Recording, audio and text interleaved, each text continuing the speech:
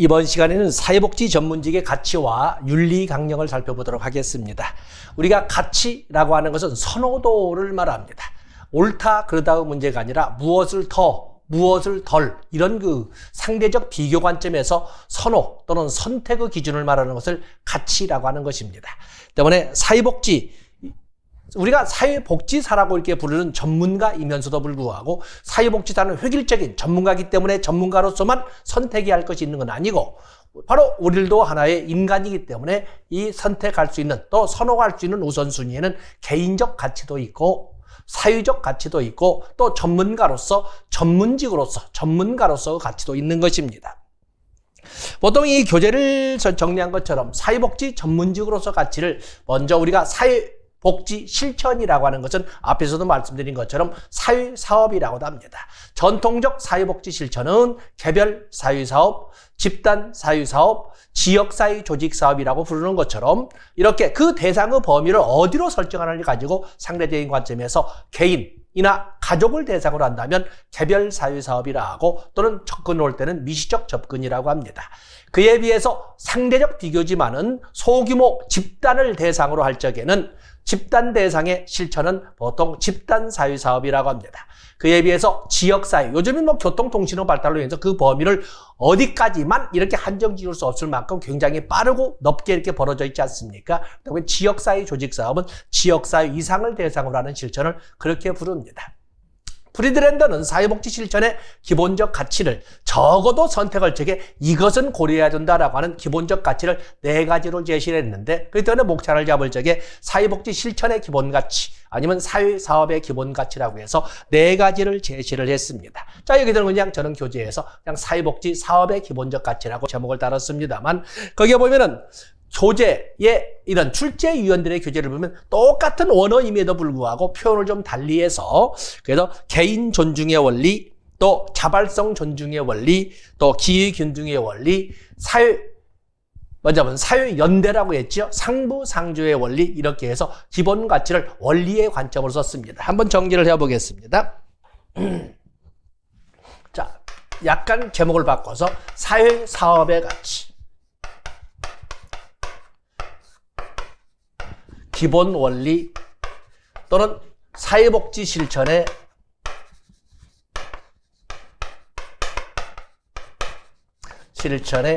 기본 가치. 아무리 다른 것들이 덜이라는 상대적 비교 기준이 있다고 하더라도 이것은 고려해야 된다고 프리드랜드가 사람 이름 안 적었습니다. 프리드랜드가 제시할 적에 첫 번째 인간 존중의 또는 개인 존중의 가치. 개인 존중의 원리. 또 하나는 자발성 존중의 원리.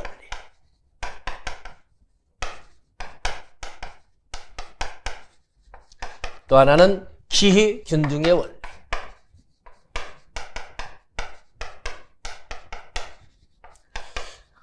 또 하나는 상부상조의 원리. 약간 바꿔봤습니다. 자, 이렇게 4가지 원리를 프리드랜드는 적어도 원리라는 이름을 붙이고 어떠한 경우에도 이것만은 반드시 고려되어야 한다. 가치로서의 존재성을 인정해야 한다라고 설명을 하는데 출제위원들의 교재를 보면 개인 존중의 원리를 인간 존중의 또 아주 소수지만 헌법 규정에 의해서 인간 존엄의 원리라고 이렇게 쓴 책도 있습니다. 자발성 존중의 원리는 여러분은 기본 상식으로 아시는 것처럼 오늘날 사회복지 실천의 제1의 원리라고 하는 것이 자기결정의 원리가 아니겠습니까? 그래서 자기결정의 원리, 자율성 존중의 원리라고 쓴 책도 제법 있다는 걸 여러분들이 이해하셔야 됩니다. 다음에 기회균등의 원리, 여기는 평등의 원리라고 합니다. 물론 우리가 보는 정책적 조건으로 간다면 평등이라고 하는 것이 획일적인, 절대적인 이런 평등은 아니겠지만 절대적 평등의 관점이 아닌 상대적 평등의 관점을 넣었다고 하더라도 기회균등의 원리. 이건 물론 정책론에서 또 다른 배우겠습니다만은 적어도 어떠한 출생비하를 가지고 있다 하더라도 출발은 똑같아야 된다. 헌법 제31조 1항 모든 국민은 능력에 따라 균등하게 교육을 받을 권리를 가진다. 또 그런가 하면 드림 스타트 사업인 것처럼 어떠한 출생에 애환이 있다 하더라도 어린 시절에는 교육의 출발은 똑같아야 된다. 기회균등을 이렇게 규정하는 이런 정책들이 많거든요. 평등의 원리. 상부상조는 사회 통합이 아니라 사회 연대의 원리. 그래서 이런 용어들이 혼용되어서 교재로 편제되어 있다는 것을 알아주시면 되겠습니다. 또 그런가 하면 이렇게 프리드랜드가 제시한 사회복지 실천의 기본 원리 또는 기본 가치로서 4가지도 있었지만은 제가 굳이 판서까지 한 것은 요게 출제된 지가 제법 오래되어서 제가 판서를 한번 해본 겁니다. 여기 보시면 또 그런가 하면은 우리가 보면은 사회복지사가 가지고 있는 가치, 또 사회복지사가 선택할 수 있는 선호도의 우선순위의 문제는 여러 가지로 나눌 수가 있는데 학자들마다 다양하게 궁극적 가치, 수단적 가치 뭐 이런 식으로 다 다양하게 설명하는데 저는 여기서 내비만 가지고 설명을 했습니다. 그래서 또 사회복지사의 가치, 사회복지사의 가치. 사회복지사도 인간이다 보니까 사회복지사의 가치도 이러다 보니까 여기에는 당연히 개인적 가치도 있고 개인적 가치도 있죠. 개인적 가치.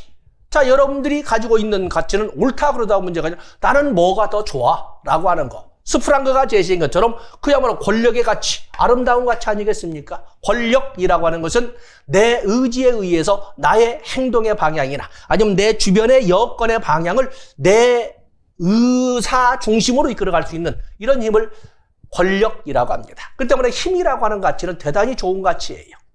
많은 사람들이 권력 그러면 자꾸 부패 아니면 갑질 이렇게 부정적으로 보는데 물론 그런 놈들도 없지 않아 있지만은 실질적으로 우리 주변에 보면 하물며 여러분의 집을 생각해 보세요. 여러분의 집에 권력자가 있지요. 어린 분들 같은 경우에는 어머니 아버지가 관이 권력자가 있지만 그분들이 가지고 있는 힘을 그분들 자기들만을 위해서 쓰십니까? 우리 주변에 있는 많은 힘을 가지고 있는 사람들은 그 힘을 자기만을 위해 쓰지 않습니다. 거의란 말을 넣어서까지 거의 대부분이 그 힘을 타인을 위해서 더불어 같이 가는데 이게 활용을 선용을 하고 있는 겁니다. 극히 일부가 그것을 남용하고 오남용하고 갑질하고 이렇게 해서 권력이라는 단어가 부정적으로 보일 뿐이지 권력은 참으로 세상을 아름답게 할 수 있는 힘이라고 볼 수가 있습니다. 어떻습니까? 권력의 가치를 선호하는 사람도 있습니다. 이건 잘못된 것이 아니라 자기가 생각하는 가치의 방향으로 삶의 방향으로 세상을 이끌어 보겠다는 꿈을 가지고 있는 거예요.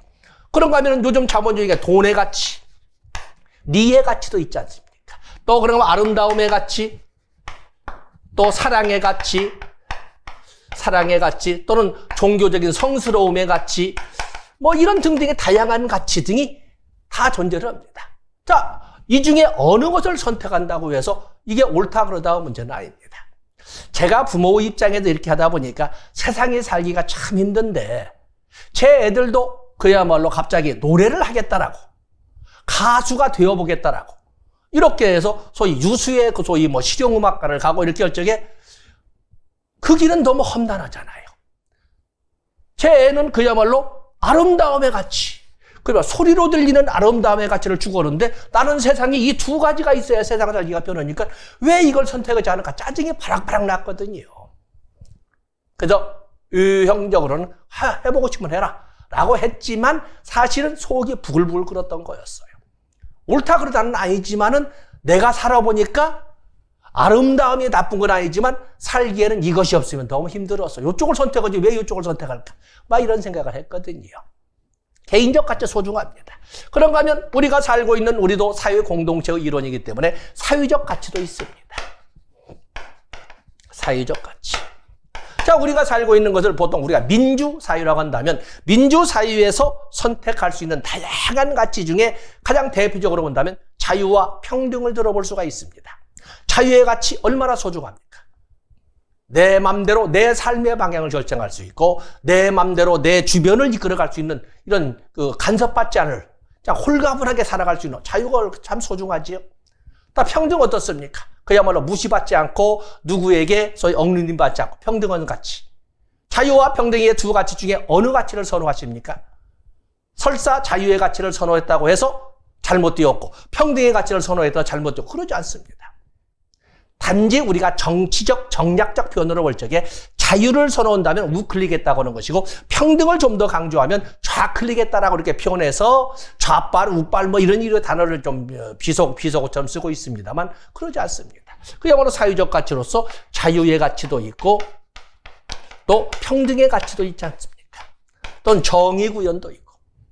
그런가 하면 우리는 사회복지사라는 전문가로서 전문적 가치도 있지. 전문적 가치도 있습니다. 전문가라고 하지 않아요. 다 소중한 가치예요. 그렇다고 해서 내가 사회복지사는 전문가인데 개인적 가치를 우선시하는 걸 가지고 감히 누가 누구를 혼을 내겠습니까? 자, 이런 것처럼 사회복지사의 가치를 개인적 가치, 사회적 가치, 전문적 가치로 나누기도 하지만 그 중에 바로 여기를 가지고 레비의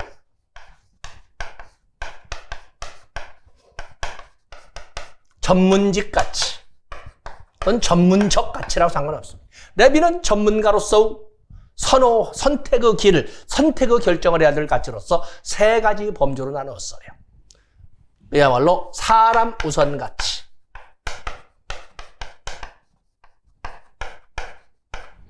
또 결과 우선 가치, 그리고 수단 우선 가치. 이렇게 세 가지로 나눈 사람이 레비고, 교재도 그리 바로 레비의 전문직 가치를 정리를 해 놓은 것입니다. 그래서 사람 우선 가치를 보면은 인간 가치와 존엄에 대한 믿음이라든지, 인간의 능력에 대한 믿음이라든지, 저마다의 개별성에 대한 가치라든지, 바로 이런 것들. 그야말로 한 사람의 클라이언트를 개별화된 인간으로 보고 그의 능력, 권한을 인정해 줘야 한다는 가치를 사람 우선 가치라고 합니다. 잘나고 못나고 돈 많고 적고 공부 잘하고 못하고 그게 아니고 그 개개인의 한 사람의 존엄성을 우선시해야 되는 가치가 바로 사람 우선 가치가 되겠어요. 그에 비해서 결과 우선 가치, 그야말로 어떠한 투입에, 우리가 보면 체계 이론으로 볼 적에 투입의 결과, 무엇을 투입을 했던 어떤 과정을 거쳐갔던 간에 결과를 우선시하는 가치를 바로 결과 우선 가치라고 합니다. 그래서 거기는 인간을 위한다는 것을 기본 전제로 해서 인간을 위한다는 전제 하에 이루어지는 바람직한 결과를 우선시하는 가치. 저는 이렇게 제도권 교육, 학교에서는 이렇게 표현하지 못합니다만은 재야 교육을 이끌어 가르치기에는 조금 변칙적인 수단과 방법을 가르치지 않고 이 말까지는 쓰지 않겠지만 사실은 약간 그런 면이 있지요. 사회복지를 강의하면서도 사회복지 전반에 대한 인간가치를 저변에 깔고 하는 것이 아니라 그야말로 맞을 수 있느냐 없느냐, 문제가 나올 수 있느냐 없느냐에 초점을 두고 가기 때문에 인간가치는 배제하고 있지 않습니까? 무조건 합격 60점, 120개 여기에 초점을 두고 진행을 하지 않습니까? 이건 저는 결과 우선 가치에 중점을 두고 우선시하고 있는 것입니다. 그에 비해서 수단 우선 가치. 자, 이런 것처럼 레비는 전문직으로서 또는 전문가로서 다양한 선호의 결정을 하는 순간이 있겠지만은 특히 사람을 중심으로 볼 적에 사람을 우선시할 것이냐, 결과를 우선시할 것이냐, 수단을 우선시할 것이냐를 가지고 고민할 수밖에 없다는 현실을 이렇게 세 가지로 나눠놓고 있는 것입니다. 그런가 하면 다음 페이지에 보면 사회복지 실천에서 본질적 가치를 건다면 이것만 있는 건 아니지만 일반적으로 학자들은 사회복지 실천에서의 본질적 가치를 여기 이제 세 가지로만 적었지만 나눠서 본다면 인간 존엄에 대한 가치, 저마다의 잘난 맛을 그대로 인정하자는 인간 저마다에 대한 독특성에 대한 가치, 또 클라이언트의 자기 결정에 대한 가치, 또 그러면 사회 정의에 대한 가치 등을 본질적 가치로 들어볼 수가 있다라고 설명하고 있는 것입니다. 그래서 내부 내용은 여러분들이 참고 자료로 활용하시면 되겠습니다. 자, 페이지 넘어가시죠. 사회복지 실천의 윤리를 보시면 윤리라고 하는 것은 한자식으로 해서 어원으로 풀어본다면 윤리라고 하는 것은 인간의 도리를 말합니다. 인간이라면 어떤 당이죠. 인간이라면 지켜야 할 도리를 우리가 윤리라고 설명을 합니다. 배경지식 쭉 설명하고 있습니다만 1번에 3번 사회복지 실천 과정에서 윤리라고 하는 것은 가치에서 시작이 되고 바로 이 가치로부터 윤리가 파생이 되면 그 윤리에 의해서 실천 원칙이 만들어지게 된다. 우리가 엄마 손을 잡고 상가 이마트라든지 재래시장을 간 꼬마의 모습을 보세요. 그래서 먼저 애들은 자기의 선호를 먼저 표현합니다. 나 저 과자 먹고 싶다 라고 선호를 말합니다. 그러면서 그런데 문제는 그 선호, 나는 과자를, 다른 것도 많지만 나는 과자를 먹고 싶다는 선호, 가치를 표현하면은 하면서 그런데 문제 엄마, 나 이 과자 먹어도 돼? 옳은지 그른지를, 과자 먹는 것이 옳은지 그른지를 물어보거든요. 엄마 먹어도 돼? 라고 이렇게 나옵니다. 윤리가 나오는 거죠.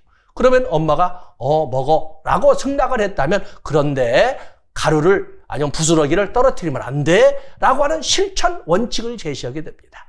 그래서 가치로부터 윤리가 파생이 되고 윤리에 의해서 실천 원칙이 세분화되면서 소위 윤리의 현장화가 이루어진다. 이렇게 표현하고 있는 것입니다. 그래서 거의 1번에서 3번 사회복지 실천 과정에서 윤리는 가치에서 비롯되고 이 윤리는 실천 원칙을 낳으며 바로 윤리 기준을 제공하게 된다. 바로 거기에다가 액센트를 두고 줄을 쳐놓으시면 되겠습니다. 가치로부터 윤리가 파생되고 윤리를 기준으로 해서 실천 원칙이 만들어지고 그걸 바탕으로 윤리 기준이 정립되게 된다. 이렇게 문장을 구성을 했습니다. 다음에 사회복지 실천 과정상의 윤리 문제 제목이 부지못합니다만 이것은 아주 곧잘 나오는 문제입니다. 사회복지 실천 과정에서는 무수히 많은 윤리적 딜레마, 갈등 구조에 빠지게 됩니다. 무수히 많은 예를 들어볼 수 있지만 그중에 대표적인 틀로 본다면 가치의 상충이나 또 의무의 상충이나 또 자기가 내린 전문가로서 클라이언트를 위한다는 전제하에 내린 결정에 대한 불안감, 결과에 대한 모호성이나 또 오늘날에는 클라이언트의 모습이 옛날과는 달리 단편적인 하나의 원인에 의한 하나의 아픔을 가진 클라이언트가 아니라 복잡하기 다양한 문제를 같이 가지고 있는 클라이언트가 많거든요. 바로 클라이언트 체계의 다양성 또는 클라이언트 체계의 다중성 또 그러면 권력이나 또는 능력의 불균형 이런 걸로 인해서 나는 많은 고민거리가 등장을 하는데 바로 이거 제목을 이렇게 실천 과정상의 윤리 문제라고 했지만 크게 본다면 윤리적 딜레마의 바탕이 될 것이고 윤리적 딜레마의 원인이 될 겁니다. 의무의 가치의 상충, 의무의 상충, 결과에 대한 불안감, 결과에 대한 모호성이죠. 클라이언트 체계의 다중성, 또 권력이나 능력의 불균형 이런 것 등이 바탕이 되어서 실천 현장에서는 윤리적 딜레마가 등장하게 된다. 그래서 2번은 여러분들 중요 표시는 알고는 계십니다만은 다조 출제가 되기 때문에 더욱더 언급을 해봤습니다. 다음에 사회복지 실천의 윤리 강령이 이렇게 나와 있는 도대체 윤리 강령은 어떤 기능을 할까? 윤리 강령. 다른 거 다 윤리라고 쭉 설명을 했습니다만 윤리 강령의 기능을 가지고 다음 페이지로 넘어가시면 됩니다. 그래서 거기 보이는 1번에 사회복지 실천 현장에서 윤리적 갈등이 생겼을 때 바로 지침과 원칙을 제공하는 것이 윤리 강령이 되겠어요. 또 그런가 하면 다음 페이지에 보면 윤리 강령은 외부 통제가 아닌 자기 규제를 통해서 클라이언트를 보호하고 또 외부 통제나 법적 통제가 아닌 자기 규제를 통해서 사회복지사라고 하는 전문직을 보호하는 기능을 수행을 합니다. 3번에 스스로 자기 규제를 가짐으로써 사회복지 전문직의 전문성을 확보하고 그리고 외부 통제로부터 전문직을 보호한다. 이렇게 하고를 넣는 것이 훨씬 낫겠군요. 바로 이런 기능 등을 거기 보면은 4번, 5번도 이런 기능에서 전문가들의 윤리적 민감성도 고양하고 또 윤리적으로 전문가들을 윤리적으로 무장시킨다는 이런 그 기능도 합니다만 특히 자기 규제라는 말에 대해서 좀 액센트를 두고 여러분들이 줄을 쳐놓으시면 되겠습니다. 다음에 페이지를 넘어가 보시면 자, 우리나라의 사회복지사 윤리 강령이 나와 있습니다. 사회복지사 윤리 강령을 보시면 자, 좀 보겠습니다.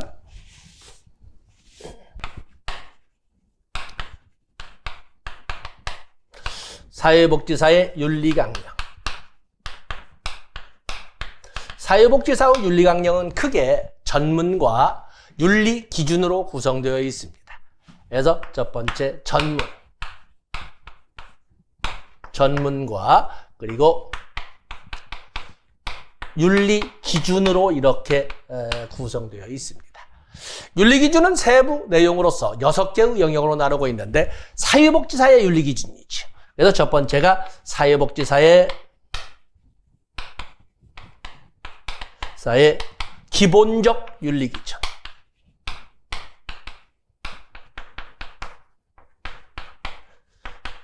또 그런가 하면 사회복지사의 클라이언트에 대한 윤리 기준. 또 사회복지사의 동료에 대한 윤리 기준. 또 그런가 하면 사회복지사의 사유에 대한 윤리 기준. 사회에 대한 윤리 기준. 또 사회복지사의 기관에 대한 윤리 기준.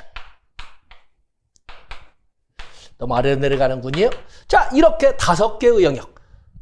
사회복지사 스스로에 대한 기본적 윤리 기준, 클라이언트에 대한 윤리 기준, 동료에 대한 윤리 기준, 또 그런가 하면은 사유에 대한, 기관에 대한 이런 윤리 기준을 제시하되, 6번째에는 사회복지윤리위원회 구성 운영에 관한 사회복지윤리위원회 구성에 관한 내용으로 이렇게 해서 6개의 세부 내용을 정리를 하고 있습니다.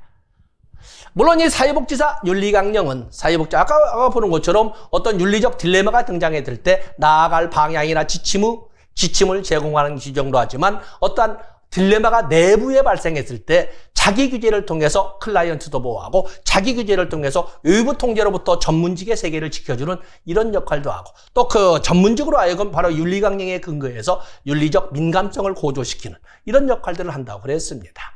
자, 이런 것에서 보면 그 중에 특히 다른 것도 많지만 다 거기 조문에서 사회복지사 윤리강령은 여러분들이 한 마음 먹고 한 번쯤은 여러분들이 꼭 읽어주셔야 됩니다. 왜냐하면 출제가 되니까. 그래서 특히 그 중에 사회복지사의 기본적 윤리 규제는 전문직으로서의 자세,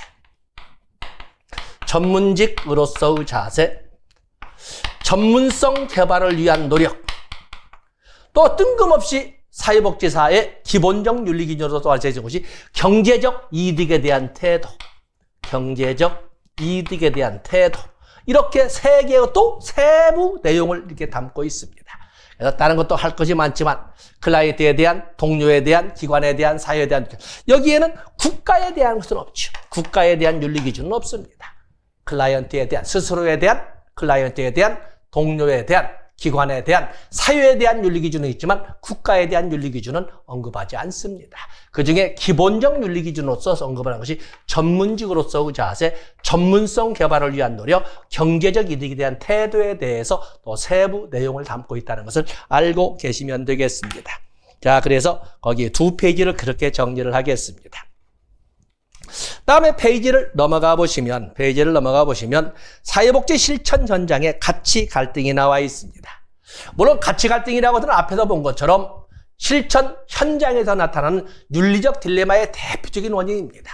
아까 우리가 이미 한번 적어본 것처럼 개인적 가치도 있고 사유적 가치도 있고 그리고 전문직 가치도 있지 않습니까? 어느 것이 옳다 그러다가 아니라 어느 것을 우선시하느냐라는 거거든요.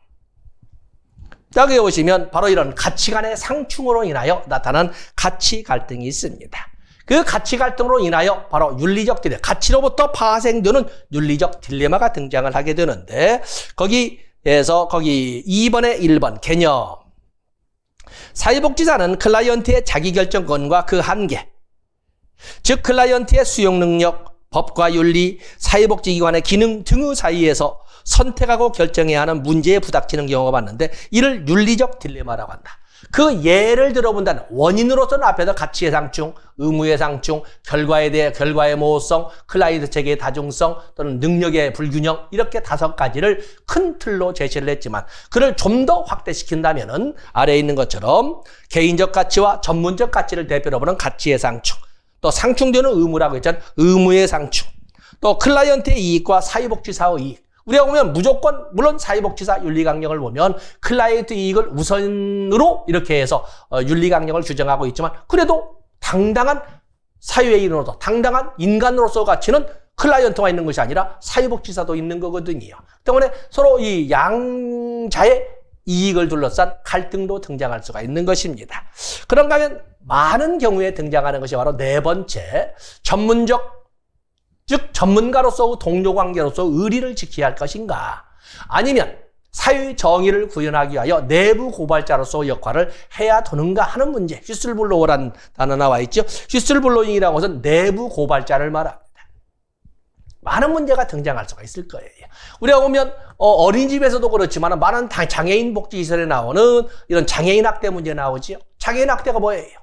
장애인 학대, 신체적, 정신적, 성적, 정서적, 또 언어적 폭력 및 가혹행위, 경제적 착취, 유기, 방임 등으로 나오는데 그런 문제가 느낌도 없이 받아들일 정도로 아주 보편하는 말을 쓰기는 참 죄송스럽습니다만 만연되어 있는 거예요.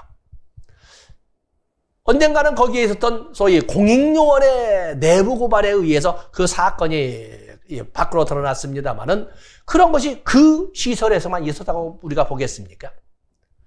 정말 나오고 벌써 수년간 동료로서 직장 동료로서 같이 살아왔는데 저 사람은 하는 언행이 잘못됐다고 해서 언어적 폭력이나 또는 정서적 폭력이나 신체적 폭력을 했다고 내가 저 사람을 휘슬블로잉을 할 수 있겠는가 하는 문제가 등장할 수가 있습니다. 그래서 이 전문적 동료 관계를 존중할 것인가, 휘슬블로잉으로서 내부 고발할 것인가, 이런 문제는 우리 현실 속에서 등장하는 거 아니겠습니까? 또 클라이언트를 위하여 존재한다는 사회복지사라는 전문가로서 규칙이나 정책을 준수하면 그것을 우선시함으로써 다소 후순위로 밀어놔도 되는 것인가? 그런 것은 여기에 쭉에서 나온 것처럼 이런 것 등을 예로 들어볼 수가 있다. 그래서 출제 비중은 앞에 있는 5가지로 분류하는 것이 좀 더 크겠습니다만 이렇게 세분화시켜 볼 수가 있다. 그중에 여러분들은 4번에 있는 전문적 동료관계 존중과 휘슬블로잉, 또 그러면 7번에 클라이언트, 오늘날 사회복지 실천의 제1의 원리라고 하는 것이 자기 결정의 원리가 되겠는데 클라이언트의 자기 결정권과 그야말로 전문가로서 친정 사랑한다는 사랑도 전문적 판단에 의해서 사랑의 방법, 사랑의 이 절차를 이끌어가게 되는데 그 온정주의, 어느 것을 내가 볼 때에는 분명히 이 클라이언트에게는 이러한 절차와 이러한 도움이 필요한데 자기결정권을 고집할 적에 그 자기결정권을 인정해 주어야 하는가, 이런 문제가 현실적으로 존재할 거예요. 그래서 거기 7번에 클라이언트의 자기결정권과 온정주의, 또 진실을 고수할 것인가, 알 권리를 존중할 것인가, 이런 문제들도 언제나 존재하는 하나의 윤리적 딜레마의 유형이라고 볼 수가 있는 것입니다.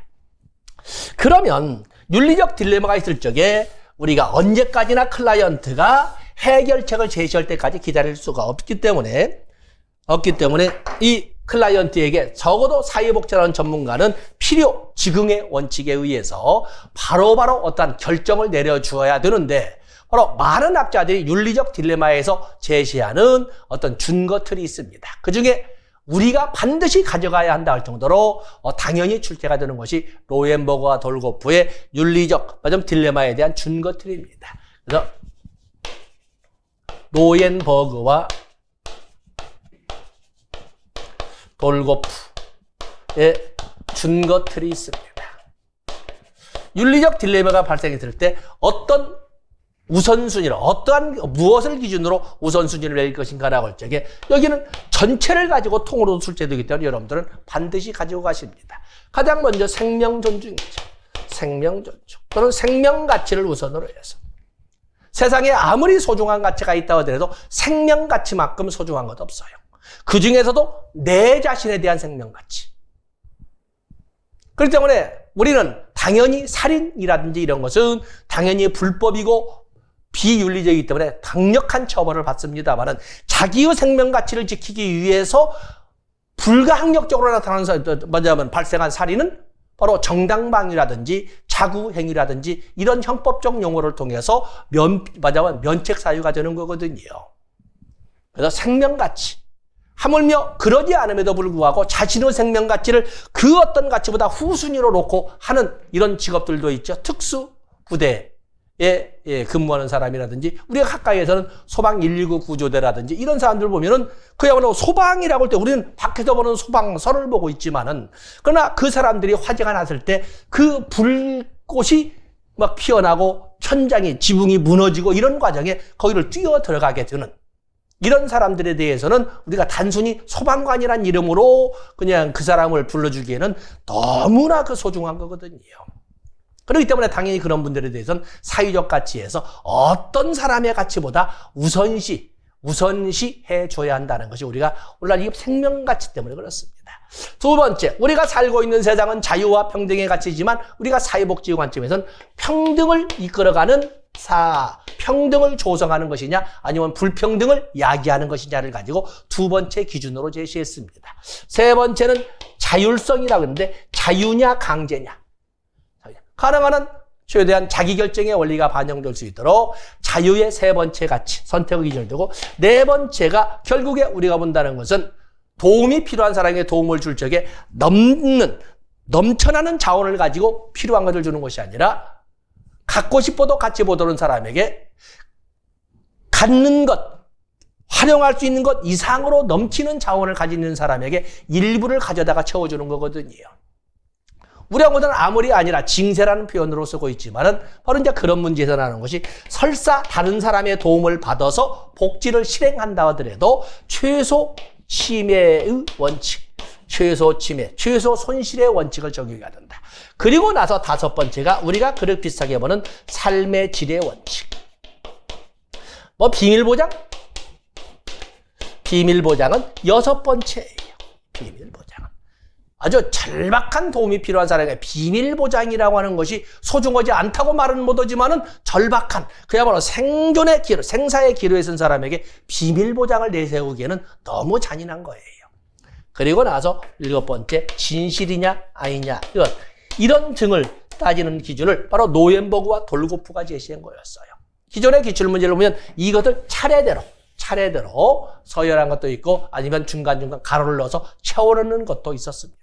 그래서 여기 노엠버그와 돌고프가 제시한 윤리적 딜레마 해결을 위한 준 것들은 그냥 당연히 반드시 가지고 가셔야 되겠습니다. 자, 페이지 넘어가십니다. 다음에 사회복지 실천의 장이 나와 있는데 사회복지 실천이 이루어지는 현장, 필드를 장이라고 합니다.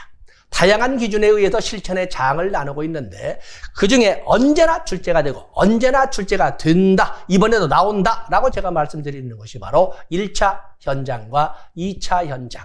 1차 현장과 2차 현장, 또 그런가 하면은 이용시설과 생활시설에서 출제가 될 겁니다.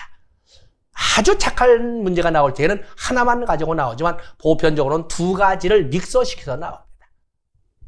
사회복지시설이나 기관의 주 목적이 여러 가지가 있지만 주 목적이 바로 사회복지에 있다면 1차 현장이라고 하는 것이고, 사회복지라고 하는 것이 부수적인 목적으로 존재한다면 2차 현장이라고 합니다. 여러분들 아시는 것처럼 아동복지시설, 노인복지시설, 장애인복지시설, 한부모 가족 지원시설 이런 등등은 모두 1차 목적이, 주목적이 바로 복지 아니겠습니까? 당연히 1차 현장입니다. 그에 비해서 보건소, 어린이집, 또 학교, 또 병원, 뭐 의료사회사업이 이루어져. 다 이런 것들은 복지라는 것은 부수적으로 존재합니다. 교육이란 주목적에 복지는 부수적으로, 의료라는 주목적에 복지는 부수적으로. 이런 것은 2차 현장이라고 합니다. 아직까지는 우리가 행복복지센터라는 동사무소, 옛날에 동사무소에는 주민센터, 여기는 2차 현장이 되지 않겠습니까? 그래서 이 1차 현장과 2차 현장 왼쪽 페이지에 적어놨습니다만 꼭 구별해 주시고, 동시에 우리는 오른쪽 페이지에서 이용시설과 생활시설을 꼭 구별해 주셔야 됩니다. 이용시설이라고 하는 것은 필요한 서비스를 제공받고 컴백하는, 귀가하도록 되어 있는 시설은 이용시설입니다. 그에 비해서 숙식이 모두 제공되는 이런 시설은 생활시설이라고 하는 것입니다. 보통 우리가 대부분의 시설은 복지관이라고 하는 것은 필요한 서비스를 제공받고 돌아가지요. 지역아동센터도 필요한 서비스를 제공받고 애들이 집으로 귀가를 하지 않습니까? 그러나 한부모가족 복지에서, 한부모가족 지원시설에서 모자가족 복지시설이나 부자가족 복지시설이나 미혼모자가족 복지시설은 모두 거기에서 주거를 일정 기간 동안에 기본생활지원이라든지 공동생활지원이라든지 자립생활지원을 일정 기간 동안 거기에서 같이 살아가면서 터득하게 되는 거거든요. 또 장애인 복지시설에서 장애인 거주시설 어떻습니까? 또 그런가 하면 노인복지시설에서 노인 주거복지시설. 자, 이런 것들은 거기서 살아가면서 필요한 서비스를 제공받고 있는 것입니다. 바로 그런 시설들은 우리가 생활시설이라고 합니다. 그래서 1차 현장과 2차 현장, 이용시설과 생활시설에 대해서는 여러분들이 당연한 연결선상에서 출제 예상문제다. 출제 예상문제라고 해서 양자는 꼭 가져가셔야 되겠습니다. 다음에 사회복지사의 역할을 쭉 정리를 해놨는데, 사회복지사의 역할을 제가 굳이 이 교재까지 집어넣는, 사회복지사의 역할은 도움이 필요한 사람을 돕는 모든 역할을 다 단어로 다해야 할 수가 있습니다. 여기는 미시적 차원에서, 중시적 차원에서, 거시적 차원에서 전문가 집단의 일원으로서 이런 역할들로 나누가 있는데 거기에서 한 문제가 나와서 박스 처리를 했습니다.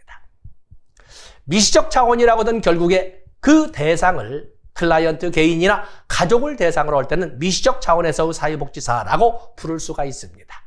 그럴 적에는 조력자나 옹호자나 또는 필요한 정보나 기술을 가르치는 교사나 또는 중개자, 필요한 자원을 연결시키는 중개자의 역할을 주된 역할로 한다라고 볼 수가 있습니다. 그에 비해서 소규모 집단을 대상으로 한다고 할 수 있는 집단 사회사업을 가지고 설명할 수 있는 중시적, 중도적, 중범위적, 매조적 접근에서 사회복지사는 많은 역할도 있겠지만은 바로 집단 내에서 서로 갈등을 조정할 수 있는 중재자의 역할이나 또는 촉진자의 역할이나 또는 훈련가의 역할을 주된 역할로 해야 된다라고 설명을 하고 있습니다. 그에 비해서 지역사회 차원에서 이끌어가는 사회복지사, 거시적 차원에서 매크로적 이런 접근에서 사회복지사는 주된 역할을 뭘로 할 수 있어야 되는가 라고 할 적에 여기서는 총매자의 역할이나 또는 행동가 또는 교육자 또는 현장 개입자 이런 역할을 우선시해야 된다라고 우리가 분류를, 왜냐하면 학자 출제위원들이 분류를 하고 있는 것입니다. 그런가 하면 전문가 집단의 일원으로서 사회복지사의 역할도 있지 않겠습니까? 동료나 연구자나 학자, 또 그런가 하면은 총매자 이런 역할도 같이 이끌어가는 것이 바로 여기 나오는 사회복지사의 역할 분류가 되겠어요. 그래서 출제에 대한 의도는 잘 알지는 못하지만은 하고 많은 역할 중에 이런 역할을 우선시해야 된다는 출제위원들의 그 통솔화가 돼 있어서 그래서 박스로 처리해 놓은 겁니다. 그런가 하면 사회복지사는 전문가로서 어떤 경우에는 과학자이기도 하고 어떤 경우에는 예술가이기도 합니다. 거기 보면은 기능에 따른 분류도 있고 환경 개입에 따른 역할도 쭉 나왔죠. 페이지 넘어가 보시죠. 사회복지사는 예술가로서의 역할도 인정받는 것이고 또 과학자로서의 역할도 인정을 받습니다. 예술이라고 하는 것은 정형화시킬 수 없는 거 아니겠습니까? 그야말로 복잡 다기다양이라고 너무 삭막한 용어를 쓰고 있지만 정형화시킬 수 없는 이 클라이언트의 욕구를 참 어느 것 하나 소홀함이 없이, 완벽할 수는 없으나 그래 소홀하지 않으려고 이렇게 노력하는 이런 역할을 하는 걸로 볼 적에 사회복지사는 전문가로서 예술가이기도 하다라고 이렇게 표현할 수가 있다는 것입니다. 그래서 예술가로서 체크할 것이 4번에 3번 예술로서는 동정, 또 인간은 고통에 직면할 수 있는 용기, 또 원조관계를 수립할 수 있는 능력, 또 두째절 후단대에서 창의성, 또 에너지나 희망을 불어넣는, 불어넣는 능력, 건전한 판단력, 또 전문가 스타일, 그중에 특히 건전한 창의성, 두째 줄의 창의성, 셋째 줄의 건전한 판단력, 그리고 넷째 줄의 전문가 스타일. 자, 이런 것들은 바로 예술가로서 인정받는 사회복지사의 역할이라고 할 수가 있습니다. 그에 비해서 또 그런가 하면 사회복지사는 전문가이면서 과학자로도 인정을 받고 있습니다. 과학은 전에도 한번 선수학습을 했었습니다만 과학이라고 하는 것은 누가 보고 누가 들어도 그렇겠네라고 고개를 끄덕거리게끔 해주는 그런 역할을 과학이라고 합니다. 사회복지사는 아무런 사람에게 아무거나 아무 때나 아무렇게나 이렇게 도와주지 않습니다. 적어도 아까 사람 우선 가치가 있고 인간 존엄이라는 단어도 쓴 것처럼 적어도 돕는다는 이런 원조라는 단어를 쓰더라도 도와줄 만한 사람에게 도와줄 만한 것을 도와줄 만큼 도와주어야 하는 때에 도와주는 것이지 아무에게나 아무거나 아무 때나 아무렇게나 이렇게 도와주지 않아요. 누구나 맞네. 도와줄 만한 사람 도와주네. 도와줄 것을 도와주는구만. 맞아. 그치. 그때 도와줬어야지. 잘했네. 라고 이런 소리를 듣게끔 한다는 점에서 사회복지사는 전문가이면서 과학자이기도 하다라고 이렇게 인정을 받고 있는 것입니다. 바로 그렇게 실행을 할 수 있다는 것은 그만큼 많은 지식이나 지혜를 바탕으로 한 노력이 있었기 때문에 그렇습니다. 그래서 여러분들 거기에 보시면은 과학자로서 사회복지사의 역할 쭉 나와 있지요. 과학자. 그래서 2번에 보면 기본적으로는 예술적 능력, 인간에 대한 이해를 바탕으로 하지만 기초 지식을 끌어내고 다양한 기법을 활용하는 사회복지사는 학습을 하면서 전문가적 능력을 쌓아간다. 그래서 4번에 구체적으로 이 학습 또는 자료 수집 또는 분석, 실천 지침, 기법 이런 용어들을 가지고 고민하면서 실천하기 때문에 사회복지사는 그냥 이란 단어를 쓰지 않는 아주 냉철한 분석력이나 철저한 학습 과정을 통해서 실천을 옮기는 과학자이기도 한다는 이야기를 듣는다는 것입니다. 그래서 사회복지사는 다양한 역할도 있지만 이렇게 예술가로서 인정받는 역할도 있고 과학자로서 인정받는 역할도 있다는 것을 알아주시면 되겠습니다. 자, 이 시간은 여기까지 하고 다음 시간에는 사회복지 실천의 대상, 그래서 개인, 집단, 개인, 가족, 집단, 또 지역사회는 뒤에 나가겠습니다. 이렇게 구체적인 대상을 가지고 접근해 보도록 하겠습니다. 고맙습니다.